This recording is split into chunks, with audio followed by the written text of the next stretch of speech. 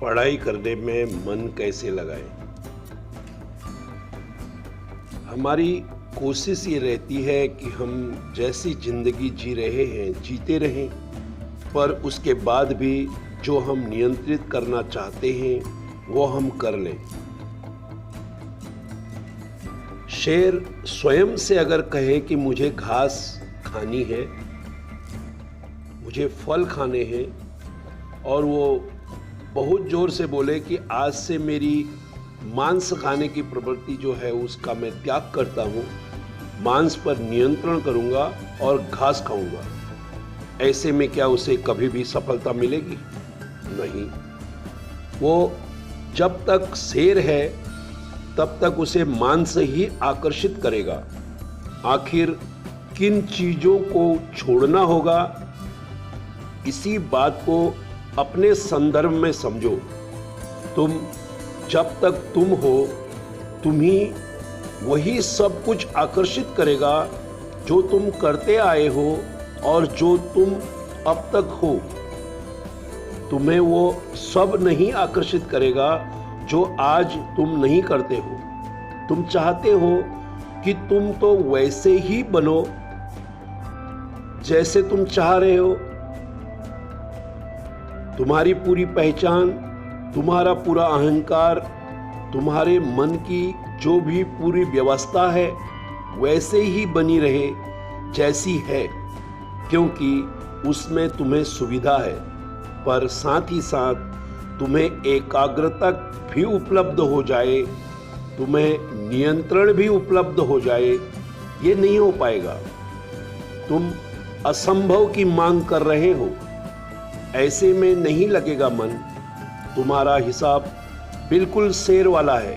तुम दिन भर अभ्यास करते हो, तुम दिन भर अपनी ही उल्टी पुल्टी ट्रेनिंग करते हो, और शाम को तुम घर जाते हो और किताब खोलकर बैठते हो और पाते हो कि पढ़ नहीं पा रहे हो, किताब में मन नहीं लग रहा है। यह असंभव है। एक ही बर्तन में तुम्हें दूध और दही नहीं मिल सकता। जब दिन भर तुमने अपने मन को विचारों से दूषित किया, जब दिन भर तुमने उसको मौका दिया है इधर उधर आकर्षित होने का, तो शाम को भी वो इधर उधर ही आकर्षित होगा। और तुम चाहते क्या हो? तुम चाहते हो दिन भर तो तुम वही करो जो तुम करते आ रहे हो, और शाम को पढ़ने को बैठो तो तुम वहां भी टॉपर हो जाओ। तुम चाहते हो कि तुम्हें एक ही बर्तन में दूध भी और दही भी मिले।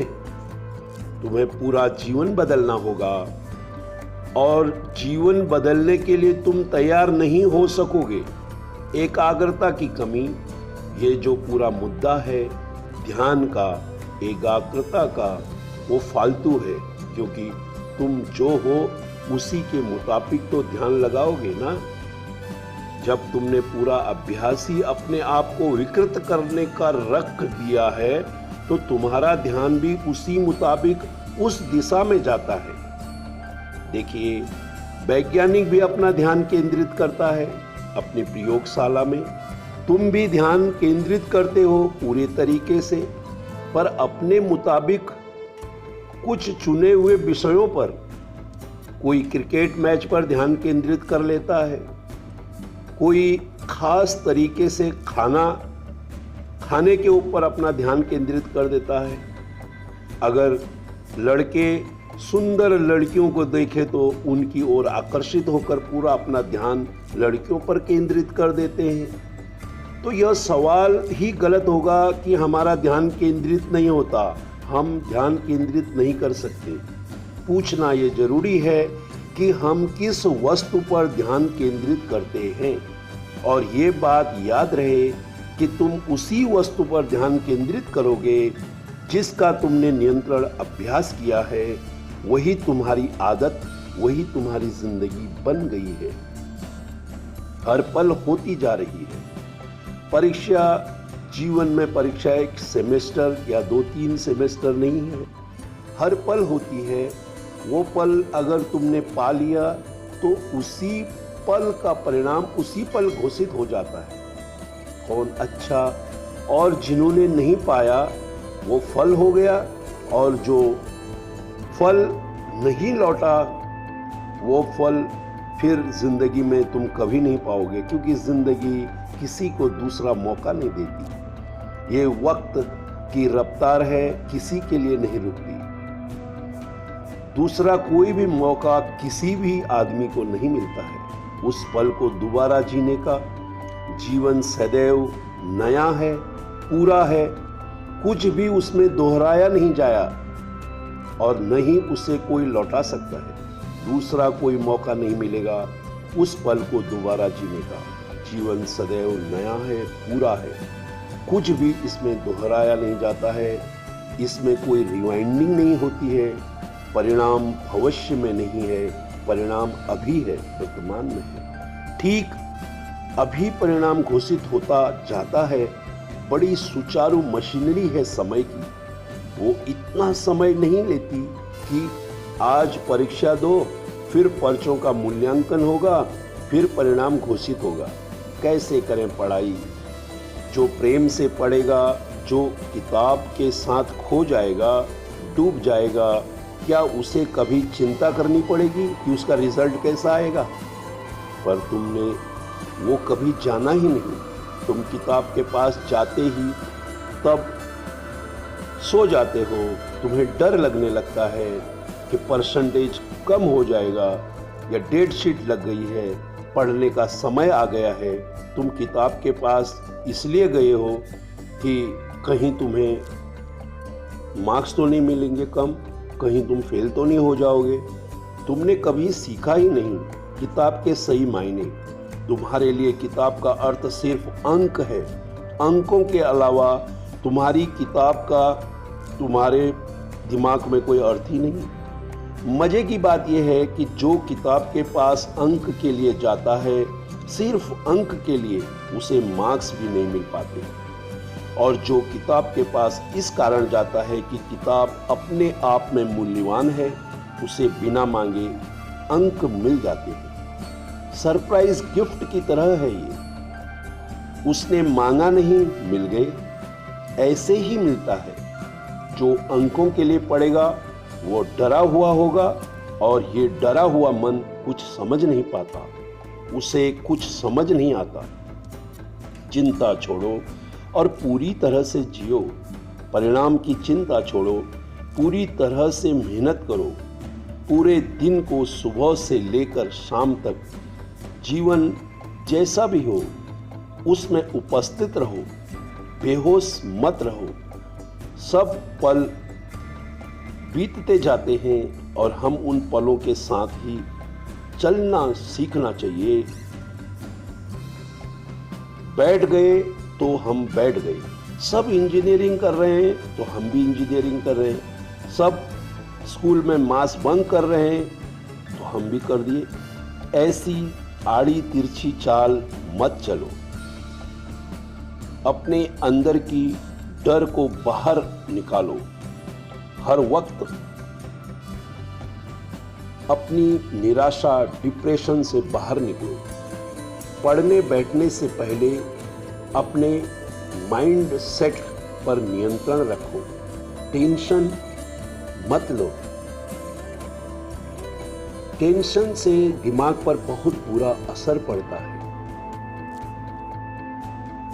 और हम अपने ब्रेन की एक्चुअल कैपेसिटी के ऊपर नहीं पहुंच पाते हैं। कर्म प्रधान है, कर्म करो।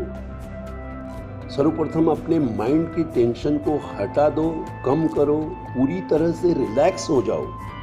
आपको अपने से कहना है कि मुझे पढ़ाई करनी है, मुझे बहुत मजा आएगा। आपको मजा आए या न आए, लेकिन अपने माइंड से यह झूठ कहना है, बार बार कहना है कि मुझे मजा आएगा, मुझे पढ़ना है। इसी झूठ को आपको सच मानना है। बार बार रिपीट करने से आपका दिमाग इस बात को सच मानने लगेगा। आप बार बार जब रिपीट करते रहोगे कि मैं पढ़ने जा रहा हूँ, मुझे बहुत मज़ा आएगा, अब हमारा माइंड पूछेगा कि मज़ा क्यों आएगा।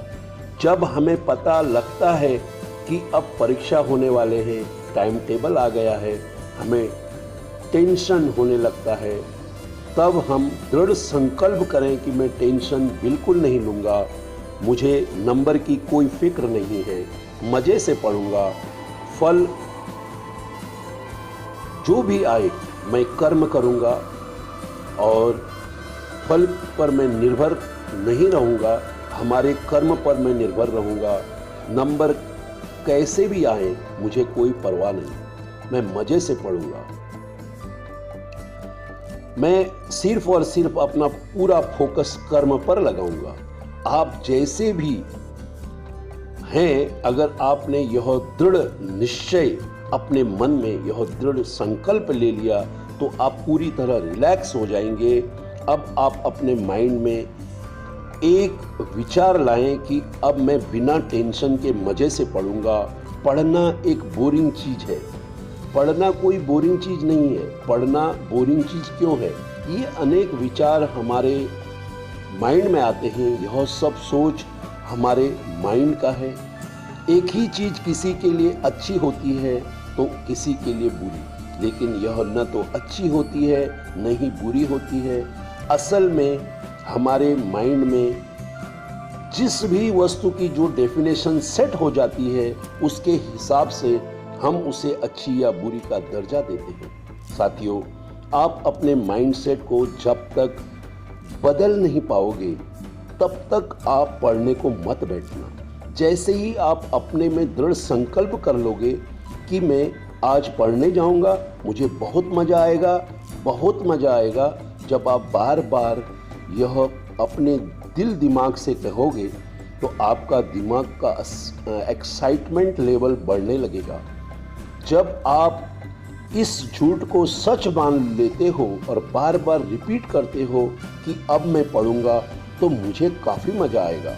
अगर किसी झूठ को सच मानने से अच्छा होता है, तो वह झूठ भी अच्छा ही होता है।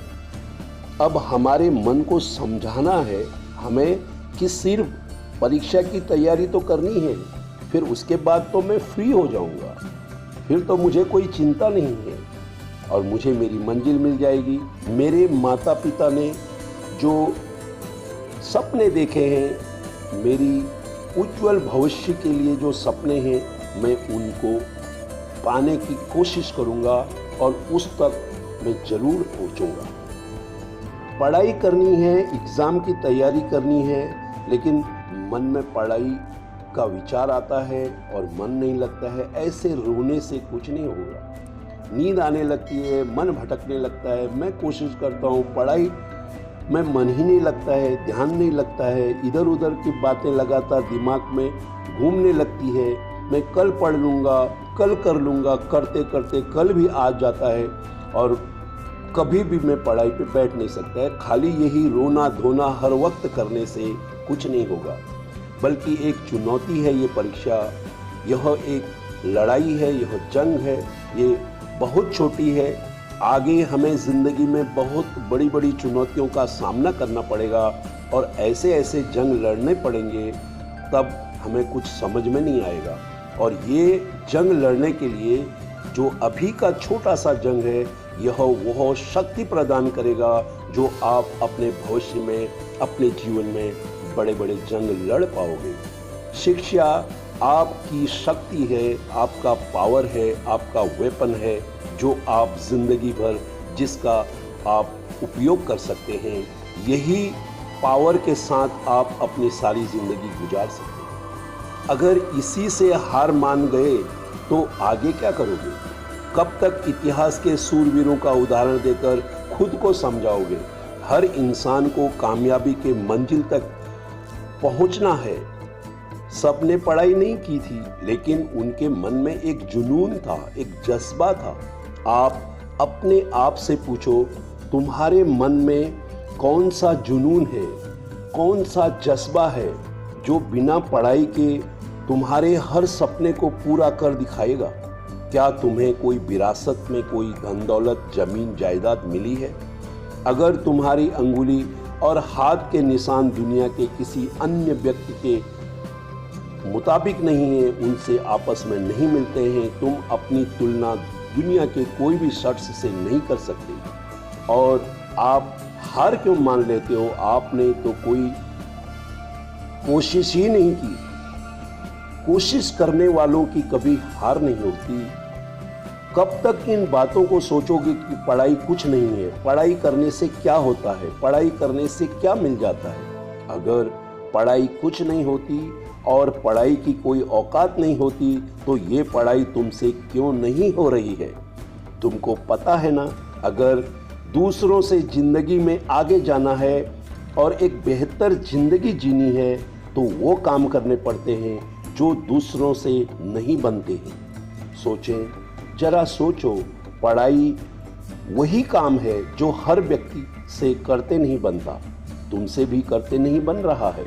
लेकिन अगर तुम कर लोगे तो तुम उन सब लोगों से आगे निकल जाओगे जो हार मान चुके हैं। अगर तुम अपने मन के ऊपर एक छोटी सी जीत हासिल कर लोगे, कल बड़ी बड़ी मुश्किलों का भी तुम हल निकाल पाओगे। सोचो, अगर इस छोटी सी चीज से भी तुम हार गए वो, तो आगे क्या करोगे?